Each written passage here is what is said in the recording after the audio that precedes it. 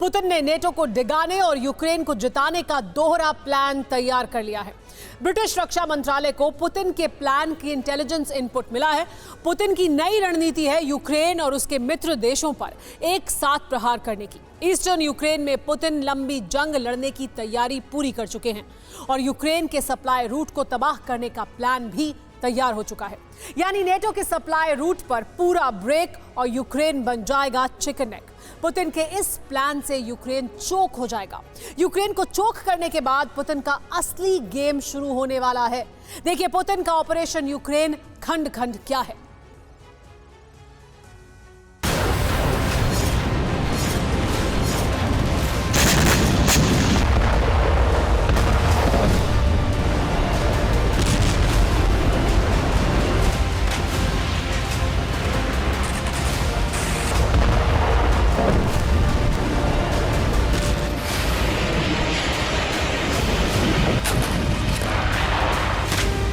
Putin ने युद्ध की रणनीति 360 डिग्री बदल दी। यूक्रेन और उसके मित्र देशों को घुटनों पर लाने का एक ऐसा प्लान बनाया गया है जिसमें कूटनीति है, धैर्य है और घेराबंदी करने के बाद विनाश का बारूद भी है। पुतिन ने एक साथ 3 मोर्चों पर जंग की तैयारी की है। पुतिन के वॉर प्लान के बारे में ब्रिटेन के रक्षा मंत्रालय ने एक इंटेलिजेंस रिपोर्ट जारी की है। इस रिपोर्ट के मुताबिक पुतिन ने 2 वॉर प्लान तैयार किए हैं। एक है लंबा युद्ध और दूसरा युद्ध के साथ साथ यूक्रेन में गृह युद्ध। आज लड़े जा रहे युद्ध की कहानी भी यूक्रेन में 2013 के गृह युद्ध से ही शुरू हुई थी और तब पुतिन समर्थक सरकार गिरा दी गई थी।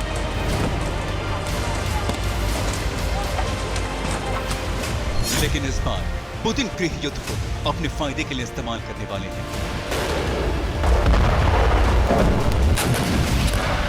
पुतिन के 2 वॉर प्लान तैयार हो चुके हैं जिससे यूक्रेन में नेटो के खिलाफ भावनाएं भड़क सकती हैं और ज़ेलेंस्की के खिलाफ गृह युद्ध छिड़ सकता है। पुतिन ने 2 मोर्चों पर इसकी तैयारी की है। पहला है ईस्टर्न फ्रंट यानी डोनबास रीजन में लंबा युद्ध जारी रखना। दूसरा है नेटो के वेपन सप्लाई को यूक्रेन पहुंचने से पहले ही नष्ट कर देना ताकि यूक्रेन वेपन सप्लाई के बिना युद्ध में टिक ही ना पाए।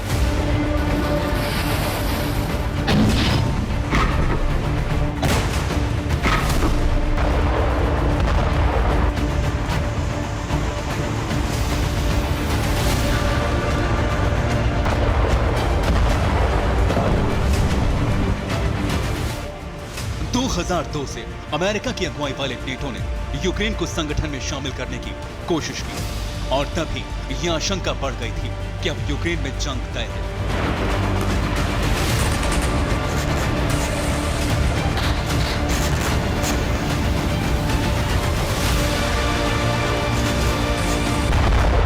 जंग को 1 साल से ज्यादा का वक्त बीत गया और पुतिन ने रणनीति बनाई है नेटो को शक्तिहीन बनाने की।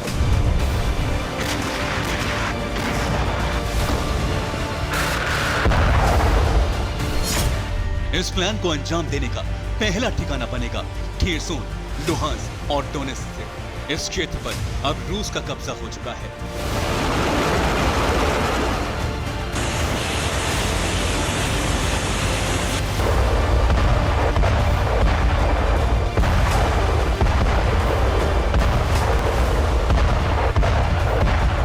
खेरसोन, लुहांस्क और डोनेत्स्क में रूस अटैक मोड में कम लेकिन डिफेंस मोड में ज्यादा नजर आ रहा है। रूस की सेना का मिशन है अपने कब्जे वाले इलाके से यूक्रेनी सेना को दूर रखना और उन क्षेत्रों में नागरिक सुविधाएं बहाल करना।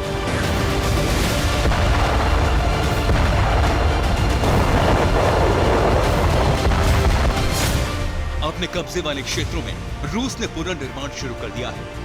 इन क्षेत्रों तक यूक्रेन की सेना नहीं पहुंच पा रही है। अपने कब्जे वाले इलाकों से आगे ज़ेपोरिज़िया, नीप्रो के मोर्चे पर रूस की सेना डटी है। रूस ने ज़ेपोरिज़िया पर नए सिरे से अटैक करना शुरू कर दिया है।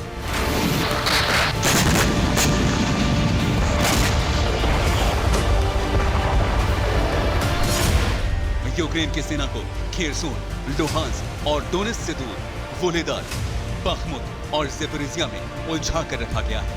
यानी इस मोर्चे पर रूसी सेना ने लंबी जंग लड़ने का मिशन तैयार किया है।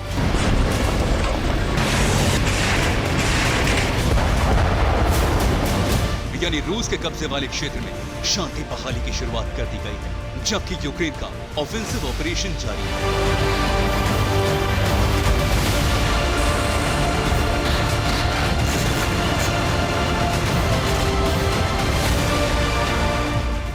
यानी यूक्रेन को अपना ऑफेंसिव ऑपरेशन जारी रखने के लिए हथियारों की जरूरत है, और बिना हथियारों के यूक्रेन क्रीमिया में तो क्या खेरसोन, लुहांस्क और डोनेत्स्क की जंग भी नहीं जीत सकता।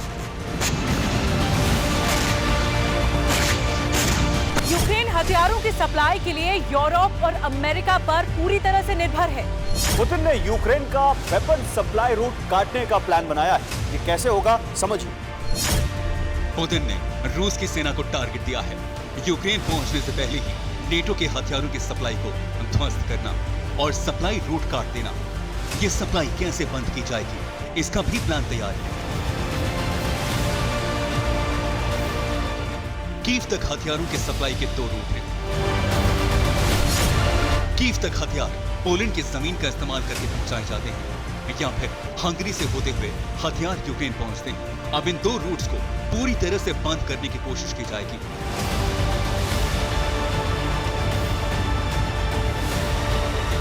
क्रेमलिन में प्लान तैयार किया गया है। हंगरी और पोलैंड से सटे यूक्रेन के इंफ्रास्ट्रक्चर को तबाह किया जाए।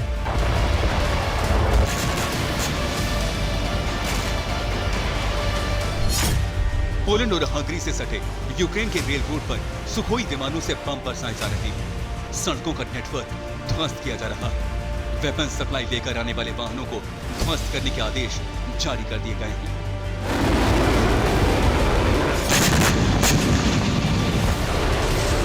रेल और रोड ध्वस्त होने के बाद भी अगर हथियारों की सप्लाई करने वाले नेटो के वाहन यूक्रेन की सीमा में प्रवेश करते हैं तो रूस उन पर हमला करके तबाह कर देगा।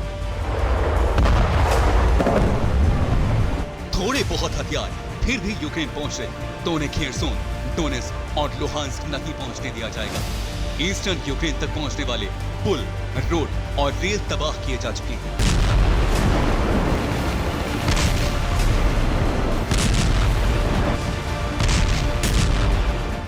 यानी अब यूक्रेन ऑफेंसिव डिफेंस नहीं कर पाएगा।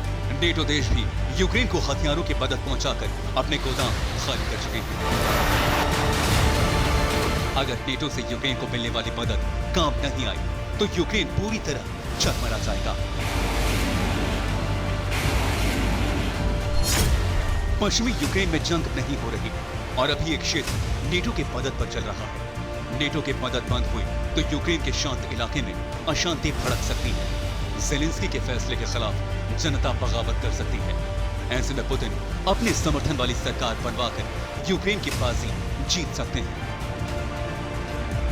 इसीलिए पुतिन ने एक लंबी जंग का प्लान 2 मोर्चों पर तैयार किया है। Bureau report, TV9 Bharatvarsh. रूस यूक्रेन की जंग का नया केंद्र क्रीमिया। एक तरफ यूक्रेन 2014 में अलग हुए अपने हिस्से को वापस हासिल करने के लिए आगे बढ़ रहा है, तो दूसरी तरफ रूस नेटो की स्ट्रैटेजी का अनुमान लगाकर क्रीमिया में ही बारूद जुटा रहा है। लेकिन सोचिए कि नेटो का यह प्लान फेल हुआ तो क्या होगा? क्या पुतिन के न्यूक्लियर हथियार तबाही मचाएंगे या फिर नेटो किसी और प्लान को एग्जीक्यूट करेगा? अगर करेगा तो फिर उसके लिए क्रीमिया में अभी किस तरह का माहौल बनाया जा रहा है, देखिए इस रिपोर्ट।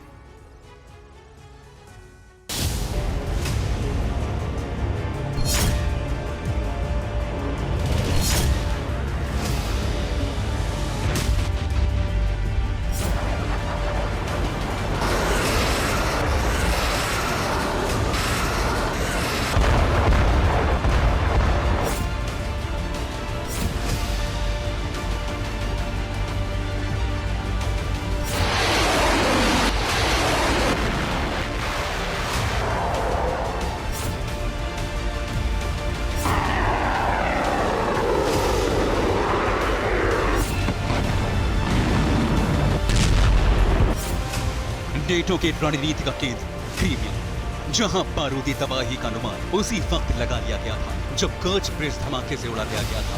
इसके बाद दक्षिणी सीमा से लगे ब्लैक सी में पुतिन के डिस्ट्रॉयर्स को निशाना बनाकर नेटो ने जंग की दिशा तय कर दी और फिर सेवेस्तोपोल के अंदर धमाकों की सीरीज ने इस क्षेत्र का बारूदी भविष्य तय कर दिया। यही वजह है कि नेटो की रणनीति समझते ही क्रेमलिन से क्रीमिया की सुरक्षा का ब्लूप्रिंट रिलीज कर दिया गया।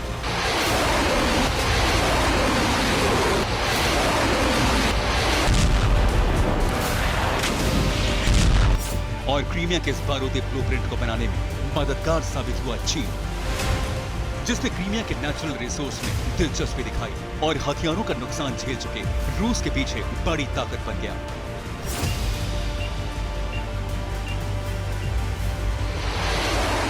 चीन से सीधे शिपमेंट क्रीमिया पहुंचे और सुरक्षा का घेरा बनाने के लिए जमीनी एक्शन शुरू हुआ। सैटेलाइट के जरिए हासिल हुई तस्वीर क्रीमिया की उत्तरी किलेबंदी का सबूत है, जिसमें ड्रैगन टीथ मेथड से बनी खाई दिखाई गई है ताकि नेटो के प्लान के तहत यूक्रेन के किसी भी बारूदी कदम को रोका जा सके, जिसकी संभावना गर्मियों में बढ़ चुकी है। और यही वजह है कि नेटो की रणनीति क्रीमिया को सेंटर मानकर की गई है।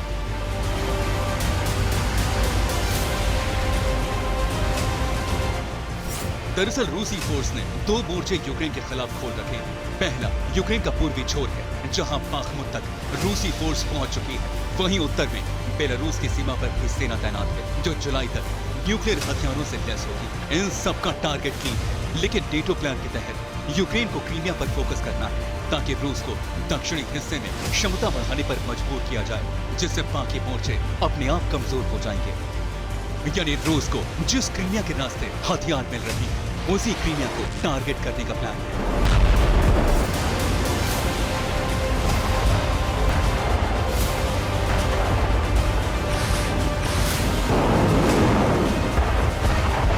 और इसके लिए नेटो देशों ने यूक्रेन को हथियारों की डिलीवरी शुरू कर दी है, जिनमें पारंपरिक हथियारों के अलावा एडवांस हथियार भी शामिल हैं।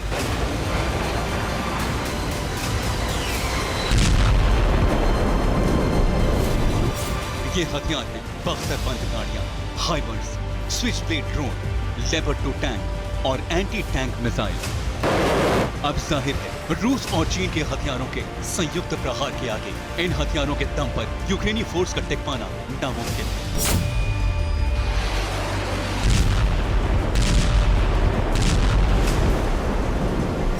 वहीं America and NATO countries made weapon से क्रीमिया पर हमले का मतलब भी रूस को न्यूक्लियर अटैक के लिए उकसाने जैसा कदम है।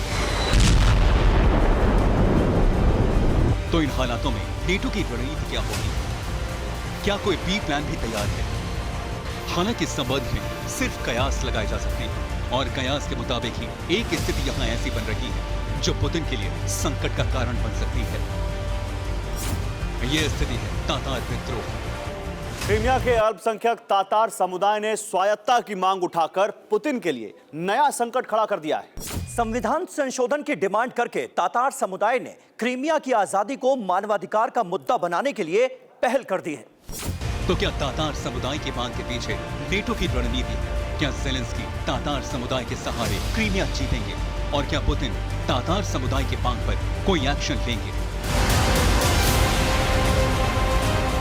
तीनों सवाल आशंकाओं की जमीन से उठे हैं और इस मांग से पता चलता है कि क्रीमिया को अंतर्राष्ट्रीय समुदाय में बतौर रूस का उपनिवेश दिखाने की कोशिश होगी, जिसकी आजादी के लिए वहां के तातार ट्राइबल समूह के विद्रोह को यूक्रेन के पक्ष में भुनाया जा सकता है, ताकि अमेरिका और नेटो कंट्रीज मेड हथियारों का इस्तेमाल हो सके।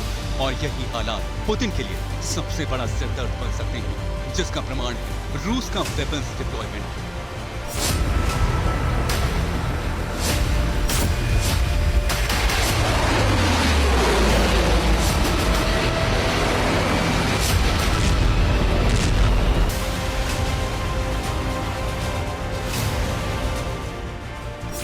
तातार मजलिस के अध्यक्ष रेफत चुबारूफ के मुताबिक रूस क्रीमिया में न्यूक्लियर हथियार तैनात करने की तैयारी में है और अगर वो क्रीमिया में परमाणु हथियार रखते हैं तो ये न्यूक्लियर वॉर की तरफ बढ़ाया गया एक नया कदम होगा।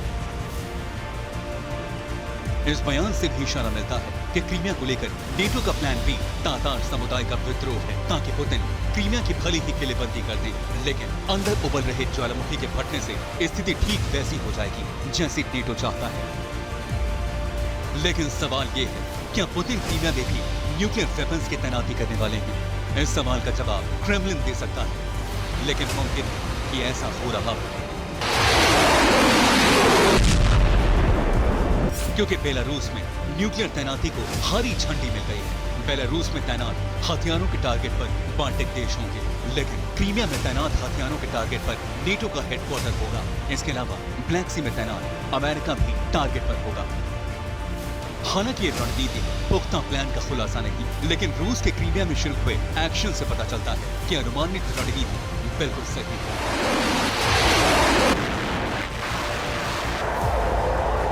रूस इस समय तातार समुदाय और कीव से उनके इस्तेमाल को लेकर बैकफुट पर है। क्रीमिया को लेकर पुतिन इतनी सतर्कता बरत रहे हैं कि उन्होंने सेवास्तोपोल को पूरी तरह सील कर दिया है। यानी क्रीमिया में सामान्य एंट्री पहले से आसान नहीं है, और अगर एंट्री हो भी गई तो सेवास्तोपोल तक पहुंचना नामुमकिन है। दरअसल रूस के सैन्य बेस सेवास्तोपोल को नागरिकों के लिए बंद कर दिया गया है। वहीं क्रीमिया के ब्रिज पहले ही बंद किए जा चुके हैं, जिससे अनुमान लगाया जा रहा है कि तातार ज़ेलेंस्की की साजिश ने रूस पर नया संकट खड़ा कर दिया है। इसके अलावा नेटो क्रीमिया के सहारे पुतिन को बातचीत के लिए मजबूर करे, लेकिन तातार लीडर की न्यूक्लियर तैनाती वाली जानकारी अगर दुरुस्त है तो पुतिन का प्लान नेटो से भी बड़ा हो सकता है। Bureau report, TV9 Bharatvarsh. War game 180 degree घूम गया है। ज़ेलेंस्की ने बेलारूस बॉर्डर पर अपनी सबसे घातक टुकड़ी को भेज दिया है। यूक्रेनी फोर्स की ये वो यूनिट है जो पुतिन के ऑपरेशन कीव और एटमी मिशन को नाकाम कर देगी। सवाल यही है कि आखिर कैसे? ज़ेलेंस्की की इस चाल से पुतिन की प्लानिंग क्यों और कैसे फेल हो सकती है? युद्ध का सबसे खतरनाक दौर क्यों शुरू होने जा रहा है? इन्हीं सवालों का जवाब दे रही है हमारी ये स्पेशल वॉर रिपोर्ट।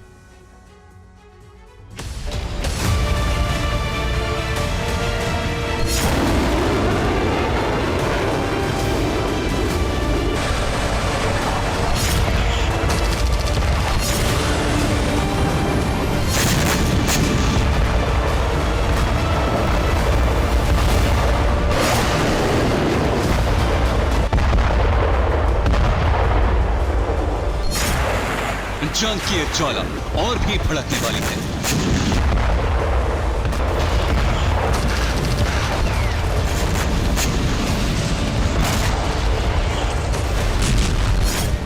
विनाश की अग्नि विकराल रूप अख्तियार करने वाली है।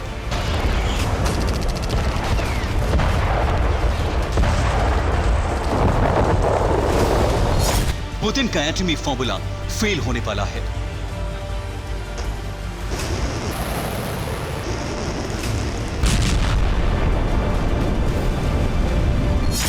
ज़ेलेंस्की का ऑपरेशन डोजोर लॉन्च होने जा रहा है।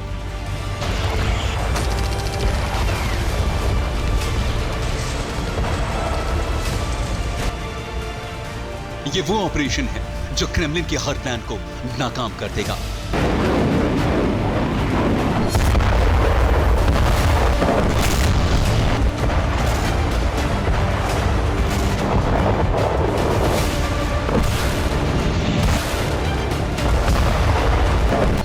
पुतिन बेलारूस फ्रंट नहीं खोल पाएंगे, यूक्रेन पर एटम बम नहीं फोड़ पाएंगे। अगर केमिकल वेपन से हमला करेंगे तो वो नाकाम हो जाएगा।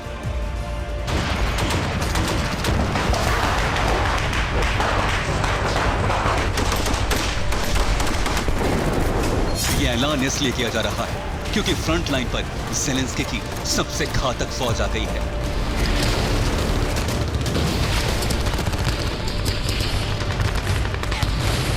यूक्रेन के इस डेंजर बटालियन का नाम है डोजोर।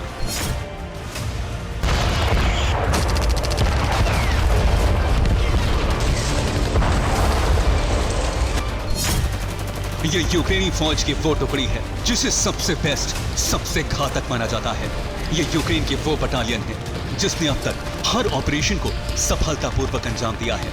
इसका कोई भी ऑपरेशन नाकाम नहीं हुआ है, यानी सक्सेस रेट है 100%।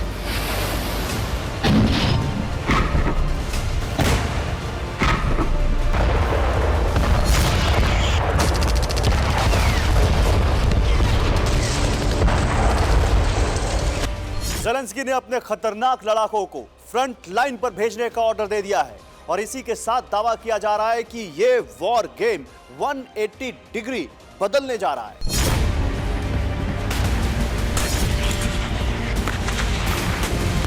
पुतिन हमले का बेलारूस फ्रंट खोलने वाले हैं। गर्मी शुरू हो चुकी है, बर्फ पिघल रही है। अब रूसी फौज बेलारूस बॉर्डर से कीव पर विध्वंसक हमला करने वाली है। पुतिन की तैयारी पूरी हो चुकी है।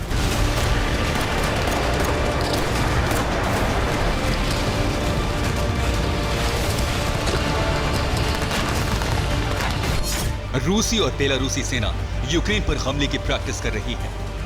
रूस ने बेलारूस में अपने मिलिट्री बेस को एक्टिवेट कर दिया है।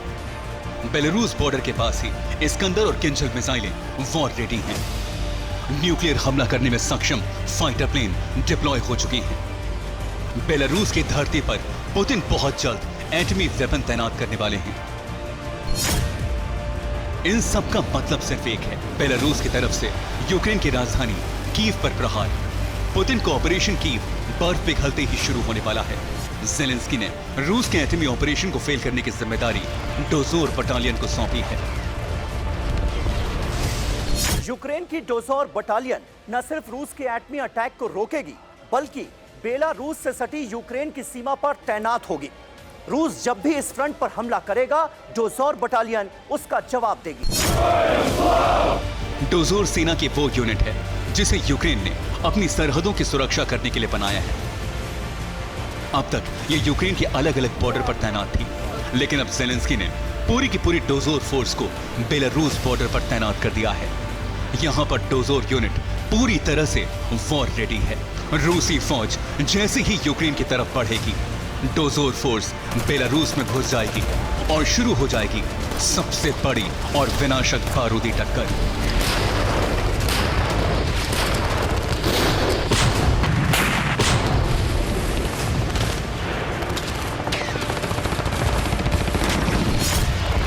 इस तरह डोजोर न सिर्फ कीव को बचाएगी, बल्कि रूस के परमाणु प्रहार को भी नाकाम करेगी।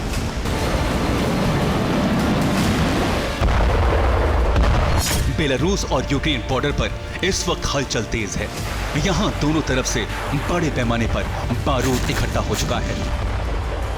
पुतिन को हर हाल में कीव चाहिए। इसके लिए वो बेलारूस फ्रंट से अटैक करेंगे। इस अटैक को रोकेगी ज़ेलेंस्की की डोजोर सेना। यानी बेलारूस और यूक्रेन बॉर्डर पर ऐसी जंग होने जा रही है जिसकी कल्पना तक किसी ने नहीं की थी।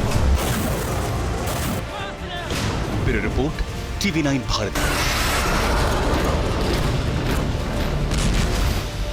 रूस यूक्रेन की जंग न जाने कब अपने अंजाम तक पहुंचेगी, लेकिन इस जंग में हर रोज बारूद का तड़का लगाया जा रहा है और यूक्रेन में छिड़ी जंग पोलैंड तक भी पहुंच सकती है। पुतिन के राइट हैंड ने पोलैंड का वजूद मिटा देने की धमकी दी है।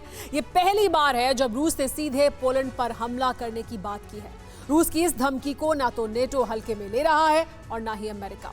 आगे हम आपको बाखमुत युद्ध पर विशेष रिपोर्ट दिखाएंगे, जिसके लिए हमें वॉर रूम जाना होगा। फिलहाल इस रिपोर्ट में देखिए आखिर किस तरह पुतिन की ब्रिगेड ने पोलैंड का गेम ओवर करने की कसम खाई है।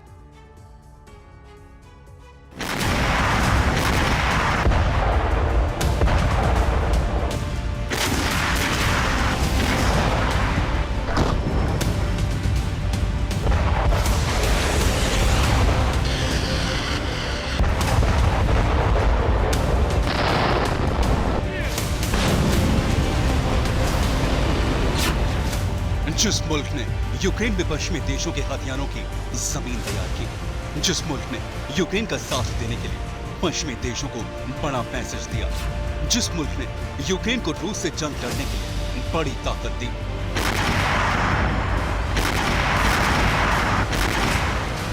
वो मुल्क आज रूस का सबसे बड़ा दुश्मन बन गया है।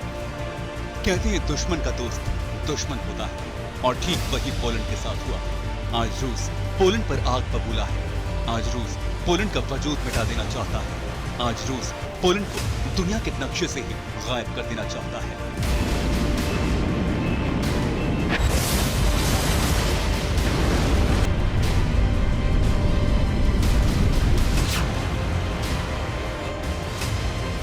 यह है रूस का बेहद ताकतवर चेहरा। पुतिन के बेहद करीबी रूस के पूर्व राष्ट्रपति और रशियन सिक्योरिटी काउंसिल के डेप्यूटी हेड, नाम है दिमित्री मेदवेदेव। इस चेहरे को किसी पहचान की जरूरत नहीं है। रशियन अटैक के हर दांव पेच को करीब से मॉनिटर करने वाले मेदवेदेव ने पोलैंड को फना करने की कसम खा ली है। रूस और नेटो में सीधी जंग हुई तो पोलैंड का वजूद मिट जाएगा। मुझे नहीं पता इस जंग में कौन जीतेगा और कौन हारेगा, लेकिन ये तय है कि पोलैंड को अपने बेवकूफ प्रधानमंत्री के साथ अपना अस्तित्व बचाए रखना बहुत मुश्किल होगा। कुछ दिनों पहले ही पोलैंड के प्रधानमंत्री ने कहा था कि रूस और नेटो की सीधी जंग से उन्हें कोई फर्क नहीं पड़ता।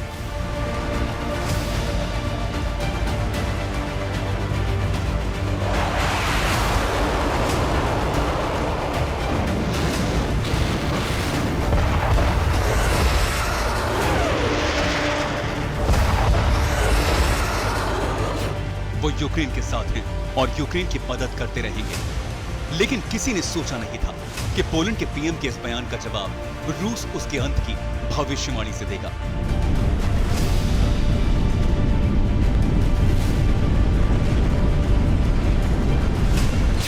पोलैंड नेटो का वो देश है जिस पर रूस कभी भी अटैक कर सकता है। बेशक डायरेक्ट रूस से उसका बॉर्डर नहीं लगता, लेकिन पोलैंड से लगता है रूस के हिस्से वाला कैलिनिनग्राड, वो जगह जहां रूस ने अपने न्यूक्लियर वेपन्स तैनात कर रखे हैं।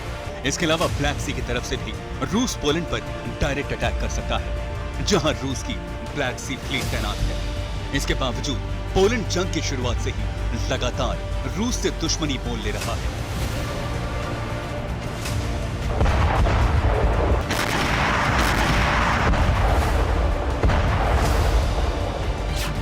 रूस से पोलैंड की दुश्मनी की एक और बड़ी वजह है पोलैंड तक पहुंचने वाले पश्चिमी देशों के हथियार। पोलैंड तक लगातार पहुंच रहे हैं पश्चिमी देशों के हथियार। एक दिन पहले ही कनाडा से 8 लेपर्ड 2 टैंक पोलैंड पहुंचे। पोलैंड की रक्षा मंत्री अनीता आनंद ने खुद इसकी जानकारी दी। 55,000 किलो का लेपर्ड 2 टैंक रूस पर कहर ढा सकता है। जर्मनी यूके से पिछले महीने ही 18 लेपर्ड और 14 चैलेंजर टैंक पहुंचे। स्पेन से भी जल्द ही 6 लेपर्ड टैंक पोलैंड पहुंचने वाले हैं। यूएस से भी साल के आखिर तक 31 अब्राम्स टैंक पोलैंड पहुंचेंगे। पोलैंड को तुर्की से भी बैरक्तार ड्रोन का दूसरा बैच मिला है। America, Britain, France, Germany, Canada, Slovakia, ऐसे न जाने कितने देश हैं जिनके हथियारों का बेस पोलैंड है। और यही पोलैंड रूस के दुश्मनों के लिस्ट में शामिल हो गया है। पोलैंड को भी अंदाजा है कि कभी भी रूस से उसका डायरेक्ट कॉन्फ्लिक्ट हो सकता है। यही वजह है कि पोलैंड की फोर्स भी 24 घंटे अलर्ट मोड पर है।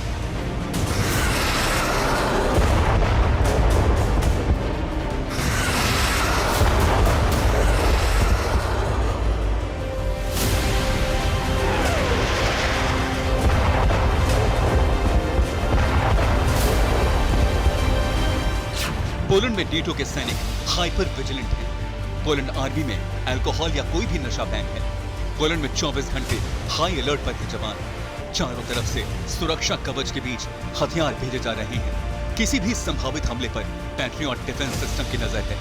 पोलैंड की धरती पर हमला हुआ तो रूस से सीधी टक्कर होगी। रूस पर हमले के अलावा नेटो के पास कोई विकल्प नहीं होगा।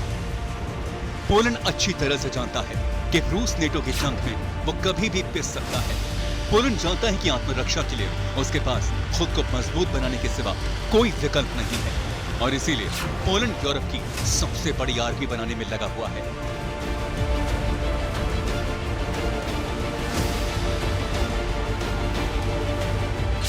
दो साल में पोलैंड की आर्मी 2 गुनी हो जाएगी। पोलैंड की आर्मी ब्रिटेन के मुकाबले 3 गुना बड़ी होगी। पोलैंड यूरोप में सबसे मजबूत सैन्य देशों में एक होगा। पोलैंड अपनी आर्मी का साइज 1.5 लाख से बढ़ाकर 3 लाख करेगा। 1500 टैंक के लिए अलग अलग देशों को ऑर्डर दिए गए हैं। पोलैंड अमेरिका से 500 हॉवित्जर खरीदने की तैयारी कर रहा है। यह पोलैंड की वो जंगी तैयारी है जिससे वो यूरोप का सुपर पावर बनकर उभरेगा। लेकिन पुतिन के फौलादी इरादों के सामने यूरोप की ताकतें भी मजबूर नजर आती हैं। ऐसे में पोलैंड के लिए सीधे रूस से टक्कर लेना उतना आसान नहीं होगा। Bureau report, TV9 Bharatvarsh. Bakhmut का बारूदी विनाश अपने चरम पर है। रूस और यूक्रेन एक दूसरे पर भीषण कहर ढा रहे हैं। जंग के मैदान से रोंगटे खड़े कर देने वाली तस्वीरें सामने आ रही हैं। रूस ने लगभग बाखमुत फतह का दावा किया है, लेकिन यूक्रेनी फौज अपनी जमीन छोड़ने को तैयार नहीं है। आमने सामने की विध्वंसक जंग में हर वो हथियार आजमाया जा रहा है जिससे एक दूसरे पर कहर ढाया जा सके। बाखमुत के बैटल ग्राउंड से जंग की एक अपडेट के साथ हम आपके लिए वो तस्वीरें लेकर आए हैं जो विनाश और विध्वंस की कहानी बयां कर रही हैं। तो तस्वीरों में देखिए बैटल ऑफ बाखमुत। बाखमुत में आमने सामने की जंग के बीच यूक्रेनी फौज ने ऐसा भीषण प्रहार किया कि रशियन फौज दहल गई। यूक्रेन ने मल्टी लॉन्च रॉकेट सिस्टम से रशियन ठिकानों पर एक साथ बहुत बड़ा हमला बोला। MLRS से अटैक का वीडियो बेहद पास से बनाया गया। जरा सोचिए, यूक्रेन के इस प्रहार ने रशियन आर्मी पर कितना कहर ढाया होगा। आमने सामने की जंग का एक खौफनाक वीडियो देखिए। यह बाखमुत का सच है। यहाँ किसी भी वक्त मौत सिर पर मंडरा सकती है। इस हाइड आउट में यूक्रेनी सैनिकों का ठिकाना था, लेकिन तभी वैगनर ग्रुप के लड़ाकों ने यहाँ बड़ा अटैक कर दिया। इसके बाद गन फायर की तेज आवाजें आने लगी, एक दूसरे पर गोलियों की बारिश कर दी गई। जंग का यह मंजर बॉडी कैम में रिकॉर्ड हो गया। आप खुद अंदाजा लगा सकते हैं, यहाँ हर कदम पर मौत नाच रही है। बाखमुत में रूसी फौज चुन चुन कर यूक्रेनी ठिकानों पर हमले कर रही है।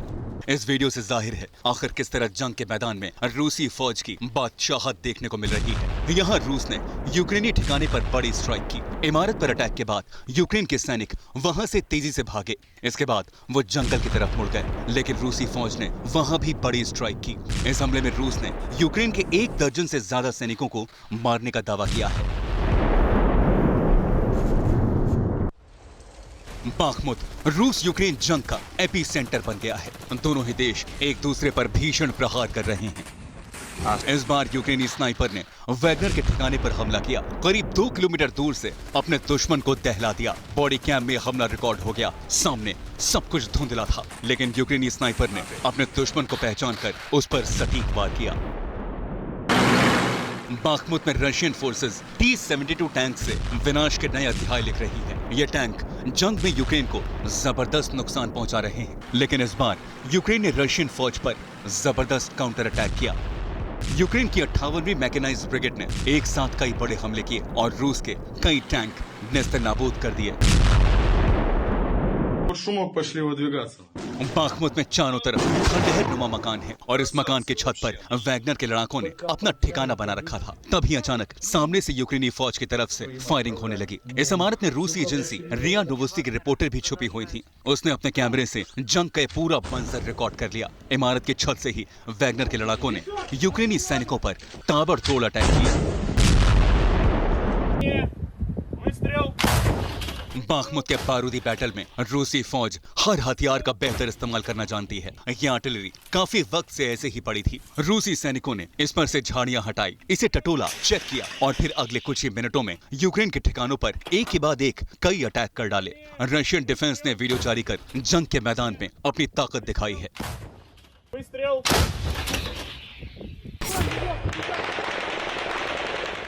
यह बाखमुत के रेलवे स्टेशन के पास की तस्वीर है। यहाँ वैगनर के लड़ाकों ने अपना ठिकाना बना रखा था। इस बीच अचानक यूक्रेनी सैनिकों ने इस पूरे इलाके को दहला दिया। गोलियों की ऐसी बौछार की गई जिससे किसी की भी रूह कांप जाए। अब वैगनर के लड़ाके अपनी जान बचाने के लिए लगातार भागते नजर आए। आप खुद कल्पना कीजिए कि बाखमुत में कितनी भीषण जंग चल रही है। बाखमुत की जमीन हर रोज ऐसे ही हमलों से थर्रा रही है। दुनिया में कई मोर्चों पर बारूद बरस रहा है और अब नॉर्थ ईस्ट अफ्रीका में भी यूक्रेन जैसी जंग भड़क गई है। सूडान की राजधानी खार्तूम में 2 दिन से फाइटर जेट और हेलीकॉप्टर मिसाइलें बरसा रहे हैं।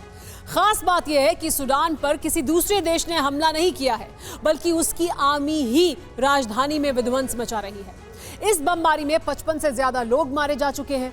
मारे जाने वालों में एक भारतीय नागरिक भी है। सूडान में आखिर क्या हो रहा है, उसकी आर्मी ही देश पर क्यों हमले कर रही है, जानने के लिए देखिए ये रिपोर्ट।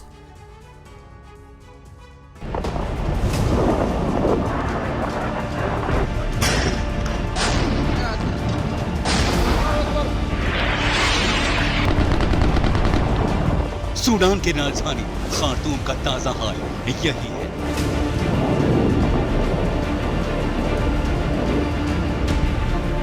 खार्तूम की इमारतों से धुएं का गुबार उठ रहा है।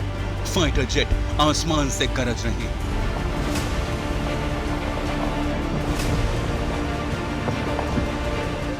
सूडान की सेना MI हेलीकॉप्टर से अपनी ही राजधानी पर बारूद बरसा रही है।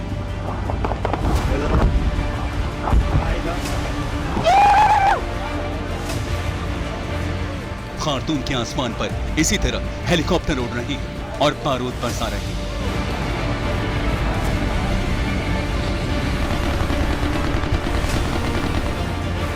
इन हेलीकॉप्टर से हमले किए जा रहे हैं तो इन पर पलटवार भी हो रहा है।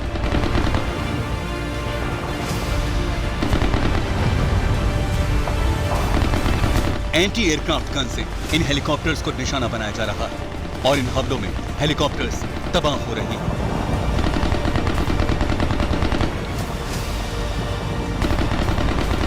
हमलों के लिए फाइटर जेट एक के बाद एक उड़ान भर रही है।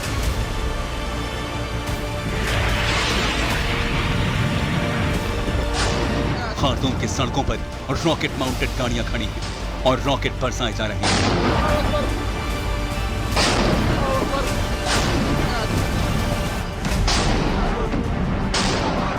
सूडान की राजधानी में छिड़ी इस जंग का शिकार एयरपोर्ट पर नागरिक विमान भी हो रहे हैं।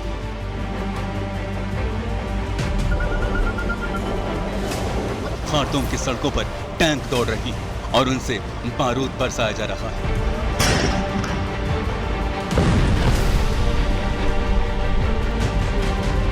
सूडान की राजधानी में पिछले 2 दिनों से यही आलम है। सूडान पर यह अटैक कोई और नहीं बल्कि उसकी ही आर्मी कर रही है।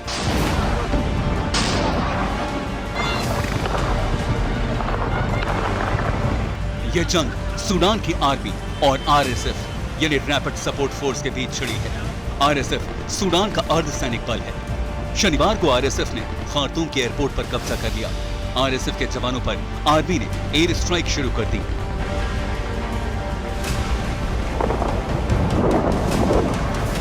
RSF का कहना है कि पहले आर्मी ने उसके कैंप पर एयर स्ट्राइक की और इसके जवाब में RSF को आर्मी के ठिकानों पर हमले करने पड़े।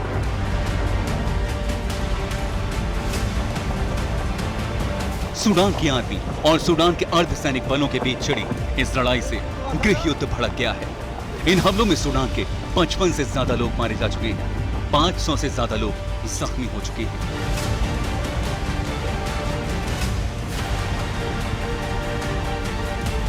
आसमान से लगातार बारूद बरस रहा है और शहर में लोग जान बचाने के लिए शेल्टर ढूंढ रहे हैं।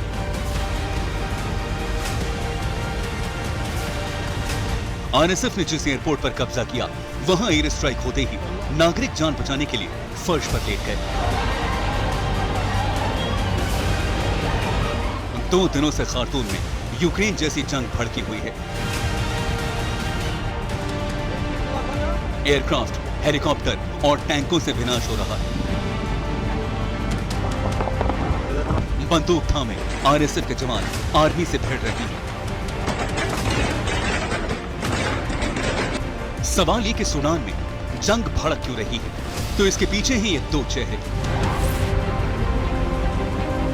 जनरल अब्देल फतह अल बुरहान, सेना प्रमुख सूडान।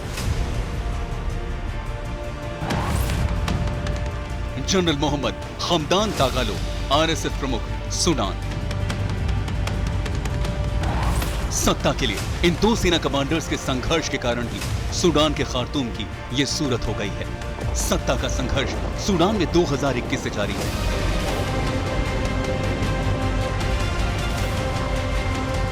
– 2021 में सूडान सरकार के तख्ता पलट के बाद काउंसिल ऑफ जनरल्स बनी। ये 2 जनरल यानी सेना प्रमुख जनरल अब्देल फतेह अल बुरहान और RSF प्रमुख जनरल मोहम्मद हमदान दागालो काउंसिल के 2 प्रमुख बने। बुरहान सूडान की सेना के प्रमुख हैं तो दागालो उर्फ खैंदेती RSF के प्रमुख हैं। दोनों जनरल्स के बीच सत्ता के लिए टकराव शुरू हो गया। दोनों ने अपनी अपनी आर्म फोर्सेस को जंग में उतार दिया।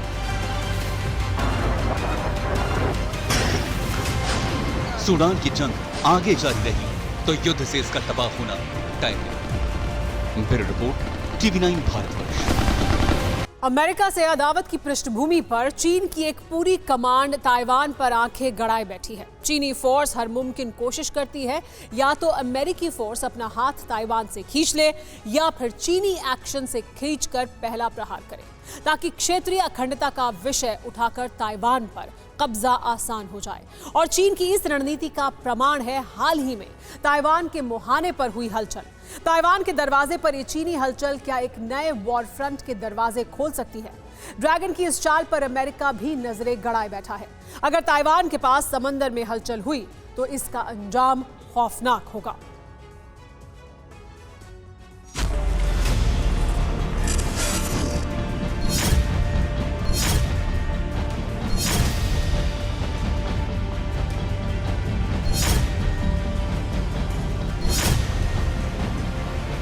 टारगेट अमेरिका और निशाना ताइवान पर।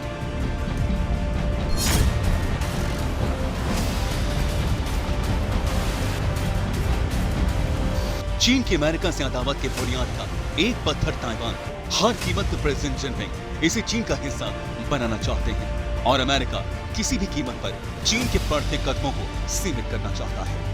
इसीलिए अमेरिका साउथ चाइना सी के इस हिस्से को लेकर जितना संजीदा है उतना ही ताइवान भी सतर्क है और चीन के बारूदी हिमाकतों के आधार पर लगाए जा रहे अनुमान नहीं, बल्कि इसका प्रमाण भी सार्वजनिक है।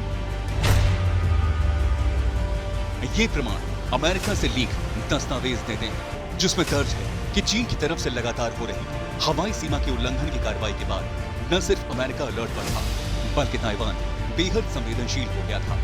यहां तक कि अमेरिका ने इस इलाके को अपने संवेदनशील इलाके में शामिल कर रखा था।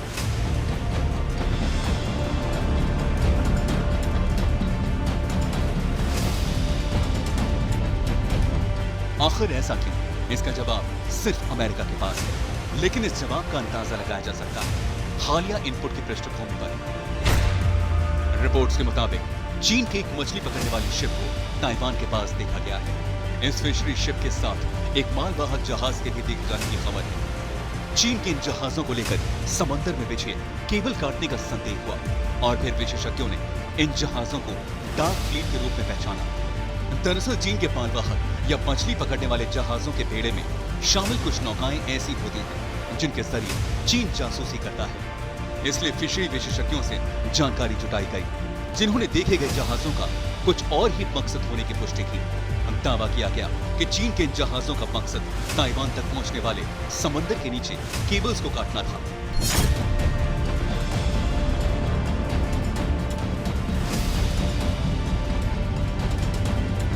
और अगर अमेरिका के लीक डॉक्यूमेंट से इस घटना को लिंक किया जाए तो चीन की तैयारी ताइवान पर अटैक है। विशेषज्ञ बताते हैं कि चीन ने ताइवान पर अटैक से पहले ड्राई रन किया है। साउथ चाइना सी के नीचे की गतिविधियों की जासूसी हो चुकी है। मकसद इंटरनेट केबल काटकर ताइवान को अलग थलग करना है और जैसे ही ताइवान मेनलैंड से कटकर अलग होगा, चीन हमला कर देगा। हालांकि डार्क फ्लीट में शामिल अटैकिंग व्हीकल्स का भी ताइवान पर हमले में इस्तेमाल किया जा सकता है, लेकिन मुमकिन है कि चीन ऐसा नहीं करेगा। सुरक्षा के लिहाज से चीन बारूदी बेड़े का ही इस्तेमाल हमले के लिए करेगा। इसका प्रमाण है हाल ही में हुई चीन की नेवल और मिलिट्री ड्रिल, जिसे ताइवान को टारगेट करके अंजाम दिया गया है। Bureau report, TV9 Bharatvarsh.